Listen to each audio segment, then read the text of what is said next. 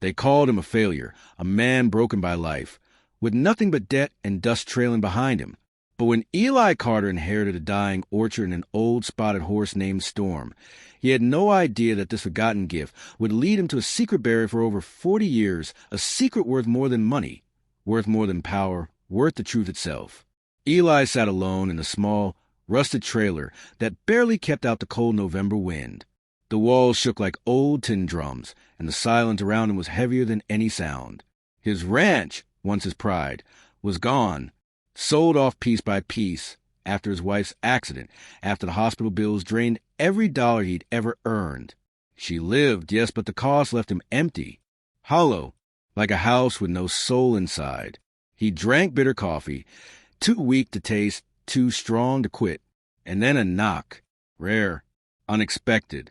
A delivery man handed him a yellowed envelope with a name written in shaky ink, Elias Carter. Nobody called him Elias anymore.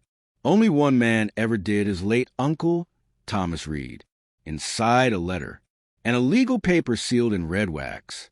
Thomas was gone, and he'd left Eli something strange. 100 acres of dead apple trees in a valley far away, and one old Appaloosa horse named Storm. Eli laughed, dry and quiet. An orchard, he muttered. I know cows, not apples. And a horse? He'd sold his last one months ago, each sale feeling like a betrayal of who he used to be. This inheritance felt like another joke from a cruel world, another reminder of how far he'd fallen. But that night, as the wind howled outside, he couldn't stop staring at the letter. The handwriting, so fragile, yet so sure, carried the ghost of Thomas's voice. He remembered the old man, quiet, distant, living alone in the valley with only trees, and that horse for company. People said Thomas was strange, maybe even mad. Eli had only seen him a few times. Always silence, always wait. By morning, Eli packed what little he owned into his old pickup truck.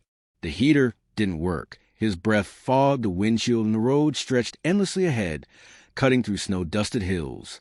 When he finally arrived at the orchard, dusk was falling. The sky turned deep purple, cold enough to bite bone. What he saw wasn't an orchard, it was a graveyard. Trees twisted and blackened. Branches clawed at the sky like hands begging for help. Rotten apples littered the ground, their sweet rotten smell rising like a curse. And there, standing still as stone behind a broken fence, was Storm. His coat, once bright with dark spots, now dull and gray. His mane tangled. But his eyes, oh, his eyes deep calm, watching Eli like he'd been waiting for him for years. Eli leaned on his truck, pulled his jacket tight. So, this is it, he whispered. A ruined land. A broken house. A horse too stubborn to die. Everything screamed end. But Storm flicked an ear, stamped a hoof, just once, and in that moment, Eli felt something. Not hope, not yet, but recognition. He stepped forward, swung over the fence. The ground sank under his boots, soft with decay. He walked toward the house, its paint peeling, windows cracked.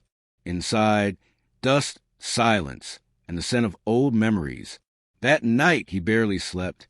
Dreams of hospital lights, of unpaid bills, of trees grabbing at him. When he woke, dawn painted the valley in cold gray light. Outside, Storm stood exactly where he had the night before, watching. Later that morning, a woman appeared on the porch. Silver hair, kind eyes. She introduced herself as Nora, a neighbor who used to check on Thomas. She brought bread, store-bought apples, because she said, nothing grows here anymore. As they sat, she looked around the kitchen. Not much has changed, she murmured. Thomas said this house needed memory more than repairs. He didn't talk much, Eli said. Nora smiled. Not to people. But he talked to the trees and to that horse. Storm said the horse knew things more than he did.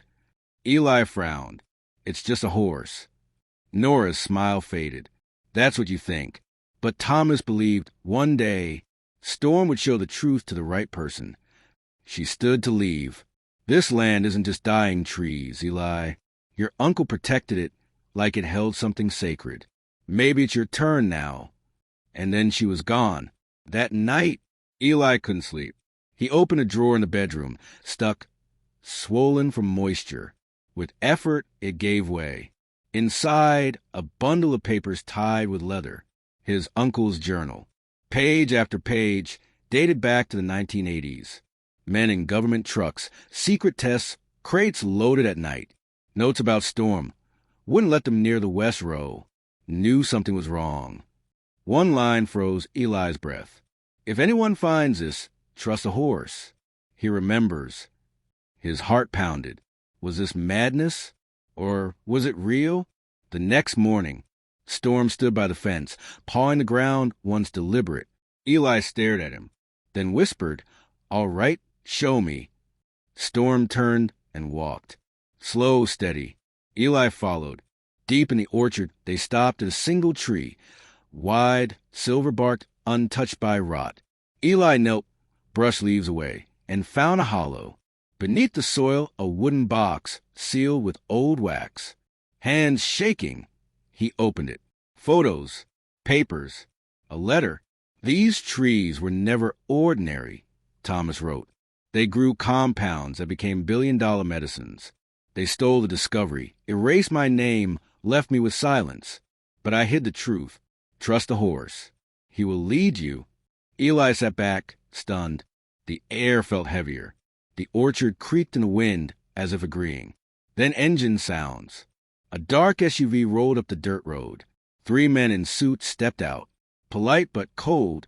"We're offering to buy your land," the tallest said. "It's worthless now." Eli's jaw tightened. He thought of the letter. Protect the evidence. Protect yourself. "No," he said. The man smiled thinly. "Think about it." They left, but Eli knew they'd be back. That evening, Nora returned. "They came before," she said. "Years ago. Thomas told me to stay silent. But now you need to know." She told him how scientists took samples, how Storm fought them, how Thomas guarded the truth alone. "They'll come again," she warned. "But if Storm is showing you things, it means the time has come." Days passed. Eli dug deeper. Storm led him to another spot beneath an ancient tree. There, a metal chest. Inside, more documents. Original reports. Government letters. Proof. Then the storm hit. Rain. Lightning. Thunder like war drums. And in the chaos, a giant tree fell. In the crater it left, Eli found a reinforced case. Sealed, heavy.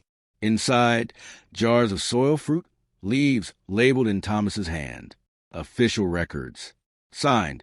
Sealed. Undeniable. Megan, Eli's cousin, a journalist, arrived soon after. Sharp. Fierce. She saw the evidence and her eyes widened. "This isn't just a story," she said.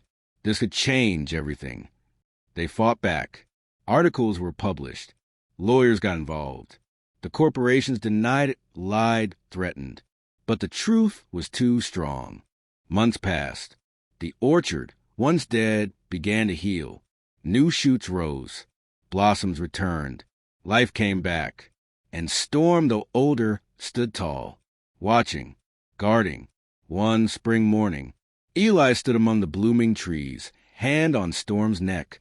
"We did it," he whispered. "You carried him all those years. And you carried me, too." Storm turned his head, eyes calm, deep, full of something words could never hold. Visitors came. Reporters. Strangers. Eli told the story, quietly, honestly. And every time, he ended the same way. Sometimes the greatest truths are hidden in the most broken places. And sometimes the wisest guide isn't a person, but a heart that never stopped believing. If this story moved you, if you believe that even in darkness, hope can rise, please leave a comment below. Was it fate? Was it faith? Or was it simply love? And don't forget to subscribe, because the next story might be the one that changes your life.